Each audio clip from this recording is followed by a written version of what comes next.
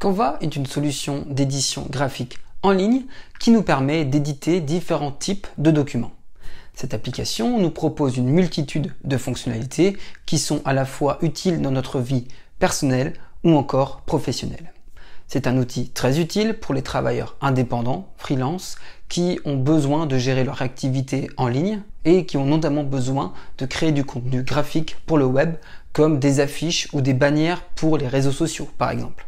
C'est notamment pour ma part la solution que j'utilise pour créer des affiches miniatures pour présenter mes vidéos sur YouTube. Mais évidemment, ce n'est qu'un petit exemple de tout ce qu'il est possible de faire avec Canva et sa suite d'applications Canva Visual Worksuite. Dans cette vidéo, je vais vous faire une présentation globale de toutes les fonctionnalités qui sont à notre disposition avec Canva. Je développerai probablement dans d'autres vidéos des fonctionnalités plus spécifiques. Bref, passons tout de suite à la présentation de Canva. Alors avant de commencer cette démonstration de Canva, un petit point sur le sommaire. Donc je vais tout d'abord vous montrer comment y accéder évidemment. Ensuite on va voir une présentation des différents menus. Puis on va voir les paramètres de l'application. Ensuite les différents types de documents qui sont disponibles, à la fois les modèles et qu'on peut créer. Ensuite je vais vous montrer rapidement comment éditer un document, même si on verra certaines des fonctionnalités plus en détail dans d'autres vidéos.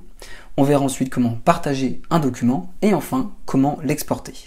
Alors pour accéder à Canva, rien de plus simple, il vous suffit de taper par exemple sur Google Canva comme ceci, voilà, et c'est ce lien évidemment canva.com. On clique dessus, donc là moi j'arrive tout de suite sur l'application, mais vous, il va vous demander de vous connecter, donc soit vous choisissez un identifiant et un mot de passe, donc évidemment l'identifiant, votre adresse mail, ou vous pouvez également vous connecter avec votre compte Google si vous en avez un. Ici, c'est l'option que j'ai choisie pour me connecter à Canva. Pour commencer, je vais déjà masquer le bandeau latéral pour voir plus en détail le reste. Dans Canva, on a déjà accès à énormément de documents, qu'on le voit directement avec les boutons d'accès rapide et thématiques. Donc pour vous, c'est-à-dire qu'il va essayer, si on a déjà travaillé dessus, de nous proposer plusieurs éléments. On a accès à des documents de type tableau blanc, des présentations, des documents pour créer du contenu pour les réseaux sociaux, pour les vidéos, des documents plutôt à destination d'impression, comme des petites affichettes, etc. On peut créer des sites web maintenant avec Canva. Et plus encore, évidemment, avec d'autres choses plus spécifiques, comme des infographies, des montages photos, des fonds d'écran, etc. Comme nous allons le voir, avec Canva, il est possible de réaliser presque n'importe quel type d'éléments graphiques et plus encore.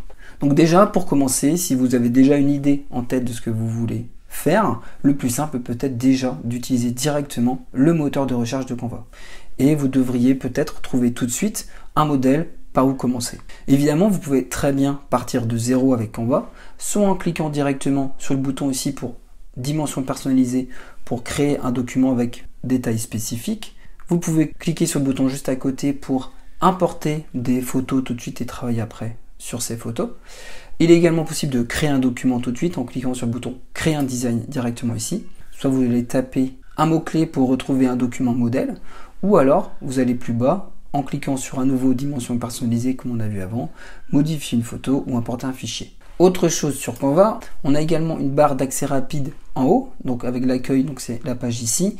Les modèles, on peut accéder aux différents modèles de Canva par thématique, réseaux sociaux, pour vous, business, marketing, éducation, etc.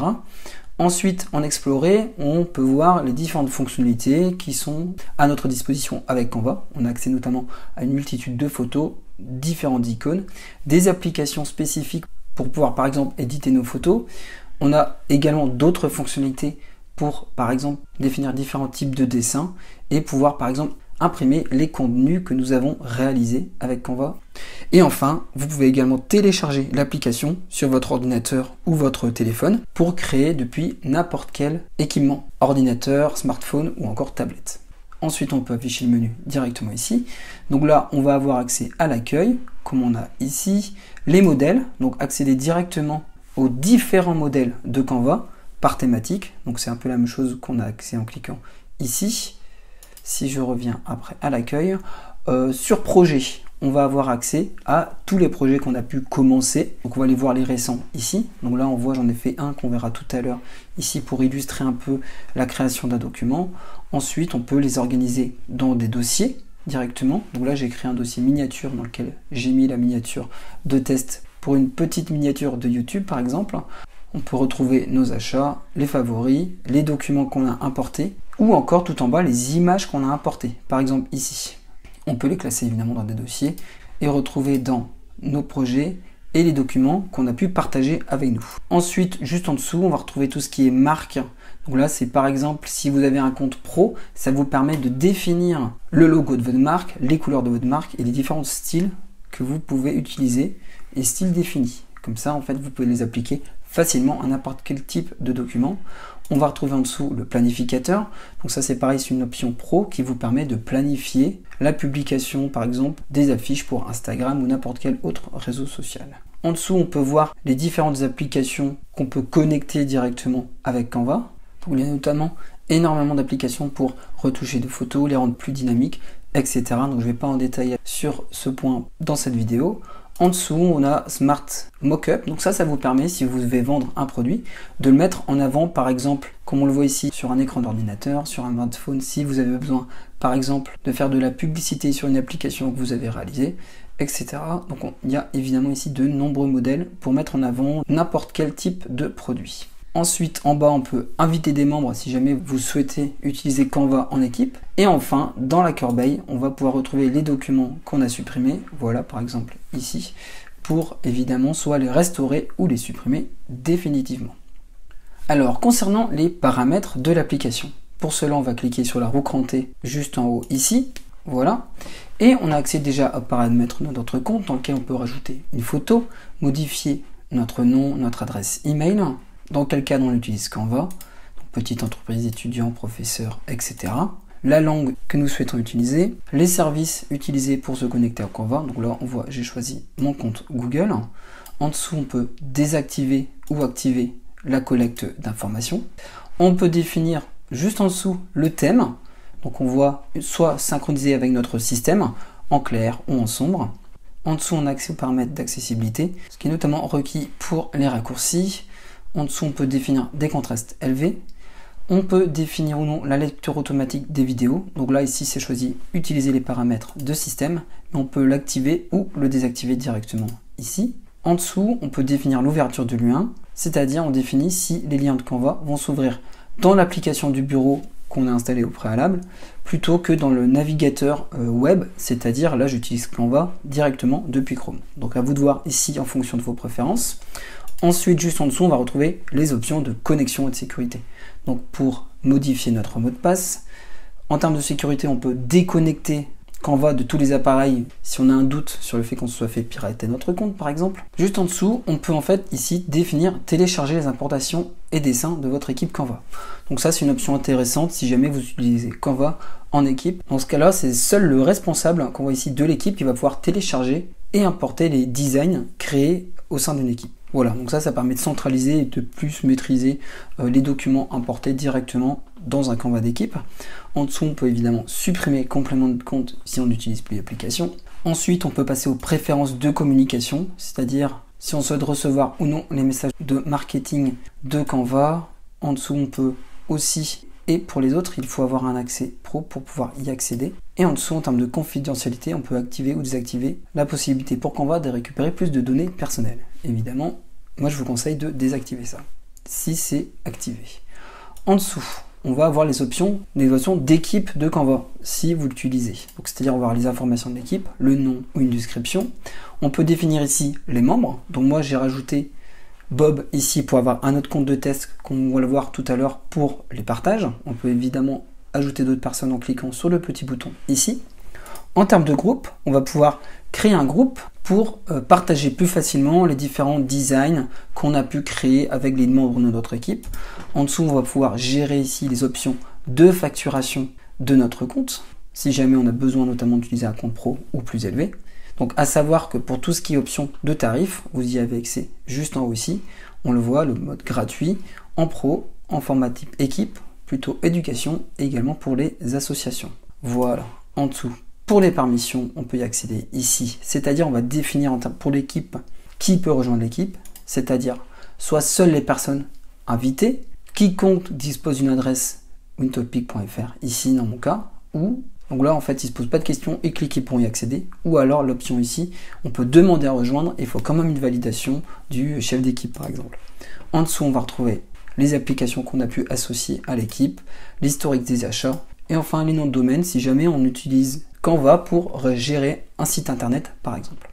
Alors avant de passer à l'édition d'un document, voyons les différents types de modèles qui sont à notre disposition.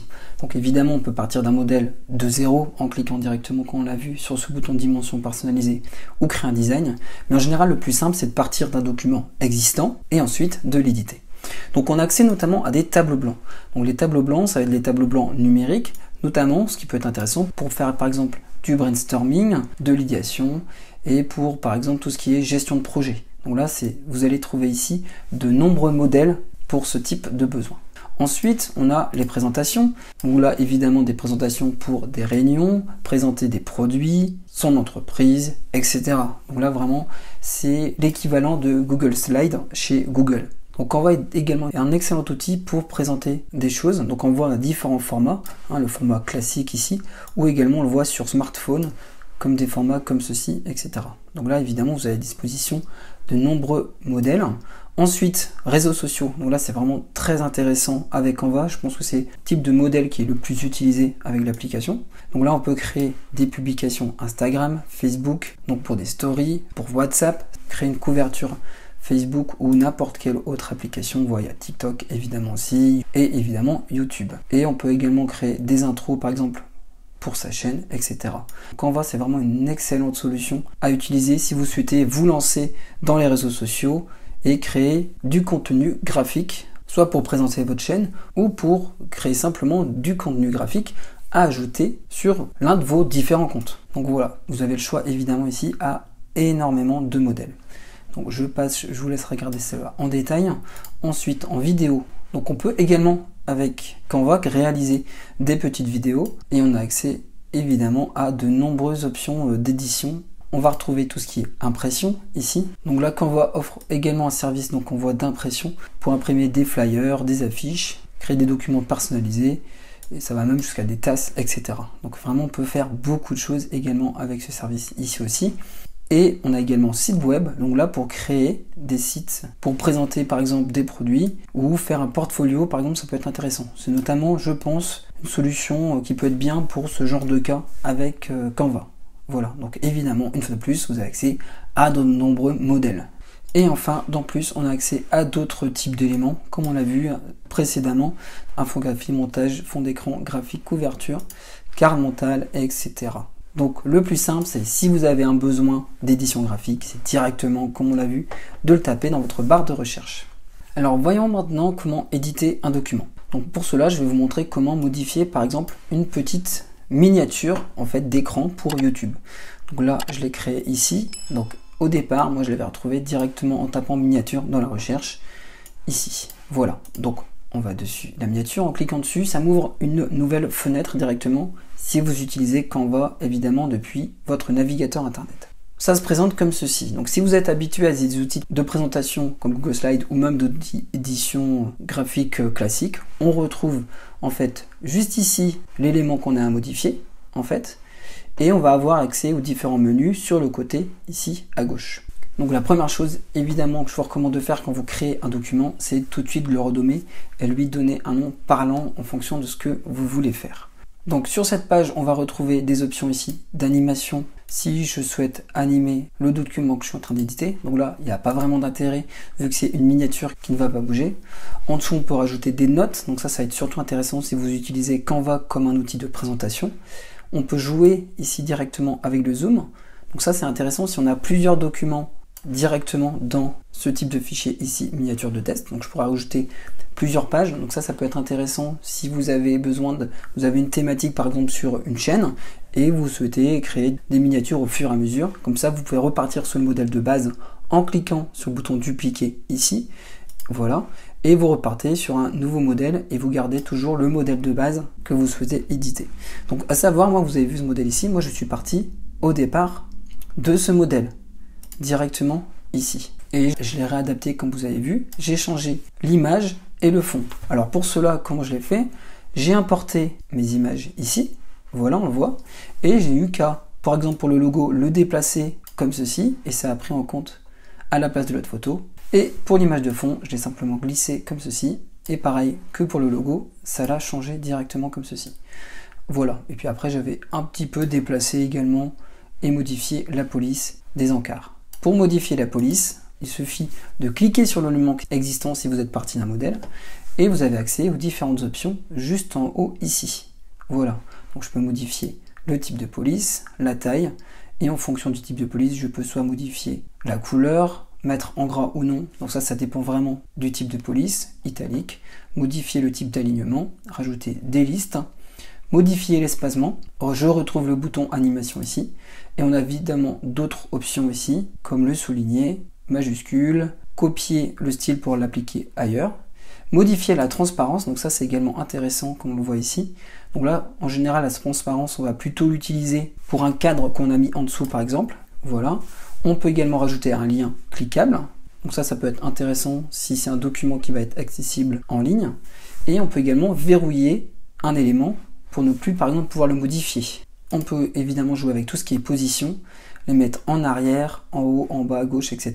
Donc ça c'est intéressant si on veut placer un élément plutôt en haut, plutôt en bas. Donc là évidemment, pour vous illustrer cela, c'est mieux d'avoir l'image au-dessus du logo derrière, sinon on ne verrait pas le début de la phrase PR et DE ici. Donc voilà rapidement comment on peut éditer des éléments dedans la miniature. Ensuite, sur le côté, on retrouve l'accès à tous les différents modèles ici. Donc c'est ce qu'on a vu précédemment comme sur la barre d'accueil. Donc je ne reviens pas en détail là-dessus. Juste en bas, on va retrouver les différents types d'éléments qu'on a accès. Donc là, on va retrouver des lignes, des formes, des graphiques, des stickers, etc. Donc là, on en a certains qui sont gratuits et il y en a d'autres qui sont évidemment payants, qui font partie de la version pro. On le voit tout de suite avec la petite couronne directement ici. Voilà, donc là, je vous laisserai jeter un coup d'œil. Donc là, par exemple, pour vous montrer, en dessous, on a un petit carré rouge. Mais en fait, c'est simplement le petit carré qu'on peut rajouter comme ceci. Voilà, et après, je peux placer mon carré où je veux. Par exemple, si je veux rajouter un autre texte en haut, après, je vais pouvoir modifier la couleur. Par exemple, je le veux en blanc. Le type de forme, je peux également l'éditer par la suite, définir s'il y a une bordure ou non, et le type de bordure, etc. Donc là, comme vous avez vu, c'est vraiment très pratique. On récupère un élément et on l'intègre directement dans notre miniature ici. Ensuite, on a le bouton importer. Donc on peut récupérer directement des documents qu'on aurait sur notre ordinateur en cliquant sur importer des fichiers ou encore plus simplement en faisant un glisser-déposer du fichier de notre ordinateur directement ici dans Canva depuis la fenêtre et ça va directement importer le document dans notre espace de travail Canva et on retrouvera les documents qu'on a importés depuis ce menu. En dessous d'un projet, on a accès, comme sur la page d'accueil de Canva, aux différents documents qu'on a pu créer. Là on voit, j'ai simplement créé un dossier miniature dans lequel j'ai la miniature de test qu'on a ici. En dessous, on a tous les éléments de type texte. Donc là, on peut les rajouter directement, donc soit un élément de type titre, après de sous-titre, ou là plutôt de type paragraphe. Donc pour les insérer, on n'a qu'à cliquer dessus et ils sont directement insérés au document. Ensuite, on peut évidemment, comme on l'a vu pour les autres, les manipuler, les retourner comme ceci, pour avoir un effet plutôt décalé comme ceci. Voilà.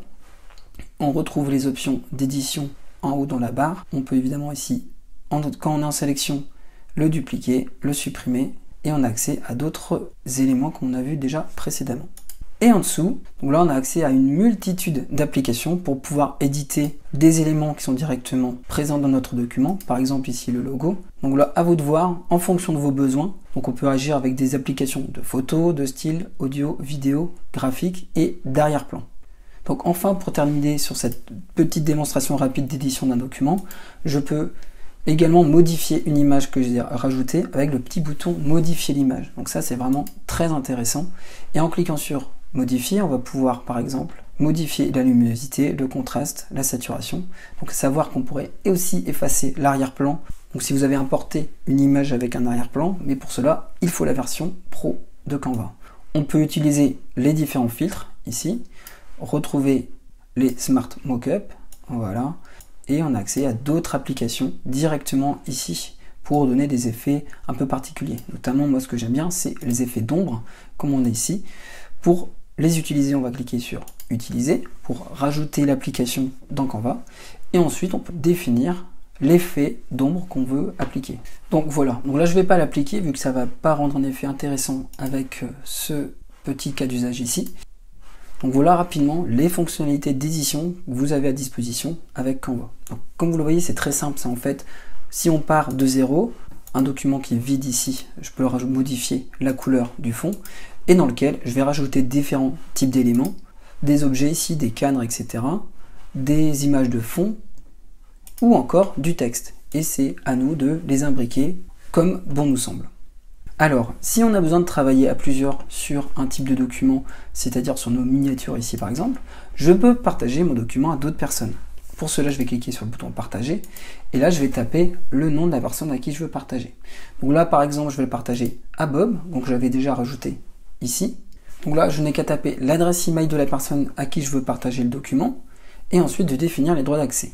Donc par exemple, si je clique sur Bob pour vous montrer, là je lui avais défini le droit de peut modifier, c'est-à-dire il peut accéder au document et modifier, comme moi qui suis propriétaire, n'importe quoi sur le document. On peut également simplement définir l'option peut commenter, donc simplement proposer des modifications au propriétaire, peut afficher pour simplement voir la miniature ou non partager, on annule en fait ici le partage. Ensuite on peut également, tout comme les documents Google en fait, partager par lien, c'est-à-dire on va limiter l'accès à certaines personnes, donc là uniquement, comme on le voit ici, à l'équipe, à moi le propriétaire et à Bob, ou on peut définir également à quiconque ayant accès au lien. Donc là, une fois qu'on a ça, si je clique ici, je copie le lien et je pourrai l'ajouter dans un mail, et toutes les personnes qui auront accès à ce lien pourront accéder et visualiser le document. Voilà, donc là évidemment ils pourront le modifier, mais on peut définir simplement commentaire ou l'afficher. Donc là, si vous activez cette fonctionnalité, donc n'oubliez pas de modifier l'option qui va bien ici. Donc là, je vais remettre limité à certaines personnes. Voilà. Ensuite, depuis ce bouton également, vous avez accès à d'autres choses. On peut récupérer le lien de modèle, présenter. Donc ça, c'est intéressant si vous utilisez plutôt Canva comme un outil de présentation à la Google Slide. On peut également présenter et enregistrer une vidéo sur le document qu'on a réalisé. On récupère le lien en lecture seule uniquement ici. Donc ensuite, on peut télécharger notre document, voilà, pour l'exporter. On peut l'exporter en JPEG, PNG, PDF, etc. Donc ici, comme on le voit, différents formats. Moi, dans ce cas-là, la miniature, ce serait plutôt juste du JPEG ou du PNG. Et si vous avez créé une animation, on va plutôt le sortir soit en MP4 ou GIF, évidemment. En dessous, en fait, pour pouvoir modifier certaines options, il faut avoir un compte pro pour modifier la taille, enlever l'arrière-plan et l'avoir en transparence et compresser. Et ensuite, on peut sélectionner la diapo qui nous intéresse. Donc par exemple, je pourrais décocher et simplement sélectionner celle qui m'intéresse ici. Je clique sur terminer et je n'ai qu'à cliquer sur télécharger pour récupérer le document sur mon ordinateur et par exemple ici importer ces miniatures sur l'une des prochaines vidéos YouTube. Et donc pour terminer, il y a également d'autres options qu'on voit. On peut partager directement le contenu sur les réseaux sociaux. Donc on voit, il y en a, la plupart sont présents directement ici. Et on peut également imprimer notre design avec le service de Canva. Évidemment, on a encore bien d'autres options ici, directement en dessous. Voilà pour ce tuto sur Canva et sa suite d'applications Visual Worksuite. Comme vous avez pu le voir, cette solution nous permet de répondre à énormément de besoins en termes de création graphique simple, mais également pour des besoins plus complexes. Enfin, n'hésitez pas à liker la vidéo et à vous abonner à la chaîne pour être informé des dernières publications. Merci d'avoir suivi cette vidéo, portez-vous bien et à bientôt.